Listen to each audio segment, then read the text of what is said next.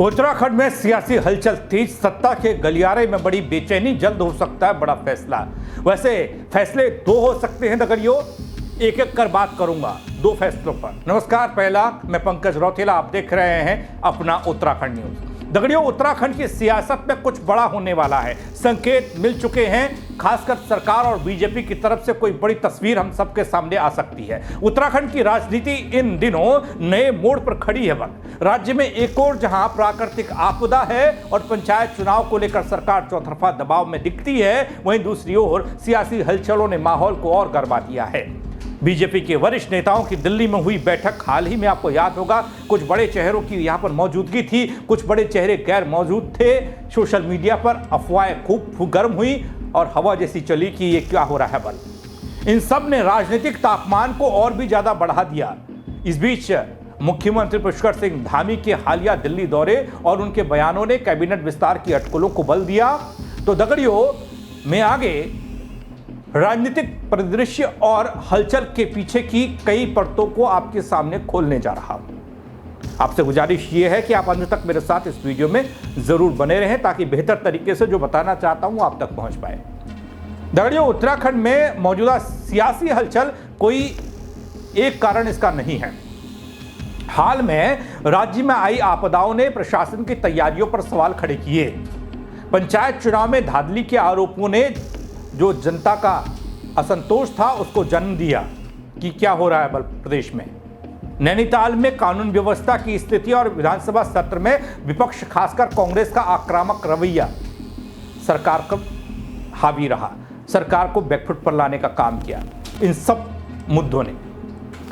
ऐसे में दगड़ियों, बीजेपी के शीर्ष नेतृत्व की दिल्ली में हुई एक बैठक और उसमें गढ़वाल सांसद अनिल बलूनी की गैर मौजूदगी और पूर्व मुख्यमंत्री त्रिवेंद्र सिंह रावत की संक्षिप्त यानी कि छोटी सी उपस्थिति को लेकर चर्चाओं का बाजार गर्म हो गया कि त्रिवेंद्र सिंह रावत आए और चले गए।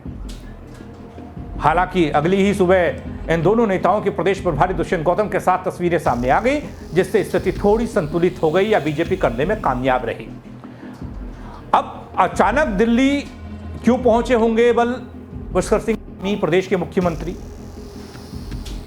पुष्कर सिंह धामी ने दिल्ली से लौटते हुए मीडिया से बातचीत कर कहा कि दिल्ली में सब ठीक है, लेकिन जब उनसे कैबिनेट विस्तार को लेकर सवाल किया गया तो उन्होंने जो जवाब दिया उसने नए संकेत दे डाले। उन्होंने कहा कि पार्टी लोकतांत्रिक तरीके से काम करती है और सभी की राय लेकर फैसला लेती है, यानी कैबिनेट विस्तार को लेकर भीतर खाने तैयारियां चल रही हैं। दिखा रहा हूं क्या कहा प्रदेश के मुख्यमंत्री पुष्कर सिंह धामी ने।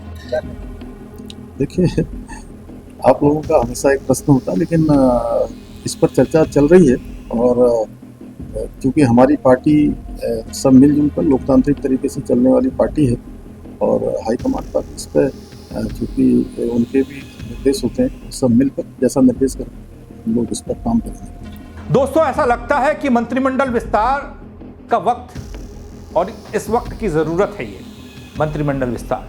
वर्तमान में उत्तराखंड में मंत्रिमंडल के दो पद खाली हैं। एक कैबिनेट मंत्री रहे चंद्र राम दास के निधन के बाद खाली हुआ, दूसरा प्रेमचंद अग्रवाल के इस्तीफे के बाद। इन दोनों नेताओं के पास इंडस्ट्री, वित्त, हाउसिंग जैसे महत्वपूर्ण विभाग थे जो मुख्यमंत्री के पास हैं, और ओवरऑल मुख्यमंत्री धामी अकेले 40 से ज्यादा विभागों का जिम्मा संभाल रहे हैं। अब ये केवल प्रशासनिक बोझ बढ़ाता है, बल्कि विभागीय कार्यों में भी देरी होती है, असंतुलन की स्थिति पैदा हो जाती है कि कहीं पर काम देख पाते हैं या कहीं पर नहीं देख पाते, होता है। यानी राजनीतिक संतुलन और संगठनात्मक तरीके से मजबूती का मौका कहें इसको, तो उसको लेकर भी बात होनी चाहिए और कहा जा सकता है कि ये वक्त ठीक ठाक है बीजेपी के लिए। बीजेपी के लिए कैबिनेट विस्तार सिर्फ प्रशासनिक जरूरत नहीं लगती दगड़ियों, बल्कि राजनीतिक रूप से भी बेहद अहम लगता है। कई विधायक लंबे समय से मंत्री बनने का ख्वाब देख रहे हैं। क्षेत्रीय और जातीय संतुलन साधने का यह मौका संगठन के लिए अहम लगता है। अब चुनावी दृष्टिकोण से अगर आप देखेंगे तो पार्टी को कार्यकर्ताओं और विधायकों को संतुष्ट करना होगा, ये सब मानते हैं, बीजेपी खुद मानती है।